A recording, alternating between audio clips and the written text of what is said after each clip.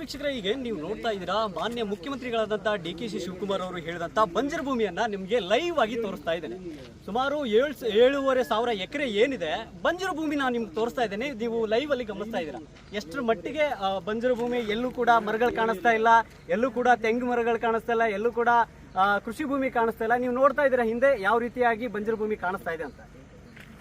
ಇದು ನಿಜಕ್ಕೂ ಬಂಜರು ಭೂಮಿ ಅನ್ಸುತ್ತಾ ತಮಗೆ? ನೀವೇ ಗಮನಿಸ್ತಾ ಇದ್ದೀರಾ ಇಷ್ಟರ ಮಟ್ಟಿಗೆ ತೆಂಗುಗಳನ್ನ ಬೆಳೆದಿದ್ದಾರೆ, ಮತ್ತೆ ಆಮೇಲೆ ಒಂದಷ್ಟು ಕೃಷಿಯನ್ನ ಮಾಡ್ಕೊಂಡಿದ್ದಾರೆ, ಹೈನುಗಾರಿಕೆಯನ್ನ ಮಾಡ್ಕೊಂಡಿದ್ದಾರೆ.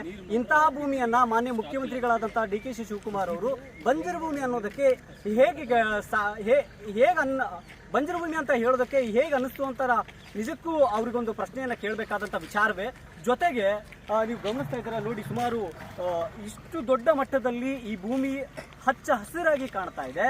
ಇದನ್ನ ಅಕ್ವಿಸಿಷನ್ ಮಾಡಿಕೊಂಡು ಸಿಟಿಯನ್ನ ನಿರ್ಮಾಣ ಮಾಡ್ತೀನಿ, ಟೌನ್ಶಿಪ್ ನಿರ್ಮಾಣ ಮಾಡ್ತೀನಿ ಅಂತಂದೇಳಿ ಈ ಇಡೀ ಭೂಮಿಯನ್ನ, ಇಡೀ ಕೃಷಿ ಭೂಮಿಯನ್ನ, ಹೈನುಗಾರಿಕೆಯನ್ನ, ಜೊತೆಗೆ ಇಲ್ಲಿ ವಾಸ ಮಾಡ್ತಿರುವಂತ ಪ್ರಾಣಿ ಪಕ್ಷಿ ಈ ಎಲ್ಲ ಎನ್ವಿರಾನ್ಮೆಂಟ್ ಅನ್ನ ಹಾಳು ಮಾಡೋದಕ್ಕೆ, ನೆಲಸಮ ಮಾಡೋದಕ್ಕೆ, ಸರ್ವನಾಶ ಮಾಡೋದಕ್ಕೆ ರಾಜ್ಯ ಸರ್ಕಾರ ಈಗ ಮುಂದಾಗಿರುವಂಥದ್ದು.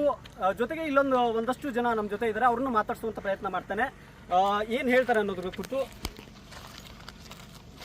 ಸರ್ ನಮಸ್ತೆ, ತಮ್ಮ ಹೆಸರು? ಭರತ್. ಏನು ಹೇಳೋದಕ್ಕೆ ಇಷ್ಟಪಡ್ತಾರೆ ಈ ಒಂದು ಟೌನ್ಶಿಪ್ ವಿಚಾರಕ್ಕೆ ಸಂಬಂಧಪಟ್ಟ ಹಾಗೆ? ಸರ್, ನಮ್ಮದು 1 ಎಕರೆ ಜಮೀನಿದೆ, ನಮಗೆ ಮಾರಕ್ಕೆ ಇಷ್ಟ ಇಲ್ಲ ಸರ್, ನಮ್ಮ ಭೂಮಿ ಮಾರಾಟಕ್ಕಿಲ್ಲ. ಸೊ ನೀವು ಯಾರು ಬಂದು ಈ ರಾಜಕಾರಣಿಗಳು ನಮ್ಮ ಭೂಮಿಗೆ ರೈತ ತಗೋಬೇಡಿ, ಯಾಕಂದರೆ ನಾವು ಮಾರಕ್ಕೆ ಇದ್ದಿದ್ರೆ ನಾವು ಹೇಳ್ತಿದ್ದೋ. ಆಮೇಲೆ ಇನ್ನೊಂದು ಸರ್ಕಾರಕ್ಕೆ ನೇರವಾಗಿ ಹೇಳ್ತಾ ಇರೋದು, ನೀವು ರಿಯಲ್ ಎಸ್ಟೇಟ್ ದಂಧೆ ಮಾಡೋದನ್ನ ಬಿಟ್ಬಿಟ್ರಿ. ಈ ಗೌರ್ಮೆಂಟ್ ಅನ್ನೋದು ಹೆಂಗಾಗ್ಬಿಟ್ಟಿದೆ ಅಂದರೆ ರಿಯಲ್ ಎಸ್ಟೇಟ್ ಏಜೆನ್ಸಿ ಆಗಿಬಿಟ್ಟಿದೆ. ಈ MLAಗಳು MP ಗಳೆಲ್ಲ ಏನಾಗ್ಬಿಟ್ಟಿದ್ದಾರೆ, ಇವರು ರಿಯಲ್ ಎಸ್ಟೇಟ್ ಏಜೆಂಟ್ಗಳಾಗ್ಬಿಟ್ಟಿದ್ದಾರೆ. ನಮ್ಮ ಭೂಮಿ ಕಿತ್ಕೊಂಡು ಅವ್ರು ಮಾಡ್ತಾರೆ. ಏನಕ್ಕೆ ಅಂತ ಹೇಳಿದ್ರೆ ಅವರೇ ಹೇಳ್ತಿದ್ದಾರೆ 33,000 ಕೋಟಿ ಲಾಭ ಬರುತ್ತೆ ಅಂತ. ನಮ್ಮನೆ ಹಾಳು ಮಾಡಿ ನಮ್ಮ ಇಷ್ಟು 6,000 ಜನ ಏನೋ ಇದ್ದಾರೆ ರೈತರುಗಳು, 6,000 ಜನ ರೈತರುಗಳು ಮನೆಗಳು ಹಾಳು ಮಾಡಿ ನೀವು 33,000 ಕೋಟಿ ಏನಕ್ಕೆ ಲಾಭ ಮಾಡೋಕ್ಕೆ ನಿಂತಿದ್ದೀರಾ ಅಂತ ನನಗೆ ಇನ್ನೂ ಅರ್ಥ ಆಗಿಲ್ಲ.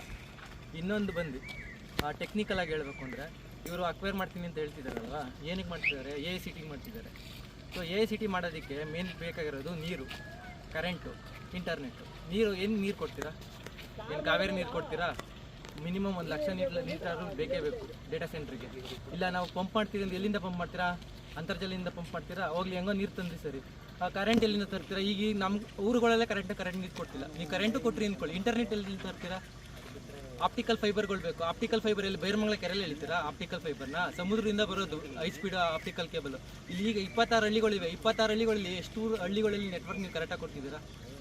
ಇವ್ರ ಜೊತೆ ನೋಡೋದಾಯ್ತು ಅಂತಂದ್ರೆ ಸುಮಾರು 89% ಅಷ್ಟು ರೈತರು ಆಲ್ರೆಡಿ ಒಪ್ಕೊಂಡಿದ್ದಾರೆ ಭೂಮಿ ಕೊಡೋದಕ್ಕೆ ಅನ್ನುವಂಥ ಮಾತುಗಳು ಬರ್ತಾ ಇದೆ. ಅದ್ರ ಬಗ್ಗೆ ಹೇಳೋದಾಯ್ತು ಅಂದರೆ, ಈಗ 99% ಜನ ಒಪ್ಕೊಂಡಿರಲಿ, ಆಯಿತು. ಈ 99% ಜನಗಳಿಗೆ ಅವ್ರ ಅಪ್ಪ ಅಮ್ಮ ಏನೋ ಹೆಸರಿಟ್ಟಿಲ್ವಾ? ಅವ್ರಿಗೇನು ಹೆಸರಿಲ್ವಾ? ಕುಲ ಗೋತ್ರ ಏನಿಲ್ವಾ? ಆಧಾರ್ ಕಾರ್ಡ್ ಇಲ್ವಾ? ಪ್ಯಾನ್ ಕಾರ್ಡ್ ಇಲ್ವಾ? ಪಾಣಿಗಳಿಲ್ವಾ? ರಿಲೀಸ್ ಮಾಡಿರಿ. ಆಮೇಲೆ 90% ಇವ್ರ ಪ್ರಕಾರ 80 ಬೇಡ, 90% ಒಪ್ಕೊಂಡಿರೋದು ಸರಿ. ಇವರು ಇಷ್ಟೊಂದು ಒಪ್ಕೊಂಡಿರೋರು, ದುಡ್ಡು ಚೆನ್ನಾಗಿರೋರು 7,600 ಎಕರೆ ಒಂದೇ ಸಲ ಅಕ್ವಿಸಿಷನ್ ನೋಟಿಫಿಕೇಶನ್ ಮಾಡ್ಬೇಕು ತಾನೆ. ಇಲ್ಲಿ ಹೆಂಗಾಗ್ಬಿಟ್ಟಿದೆ ಅಂದರೆ, ಈ ಬ್ರಿಟಿಷರು ಬಿಟ್ಟು ಹೋಗಿದ್ರು ಒಡೆದು ಆಳುವ ನೀತಿ ಅಂತ.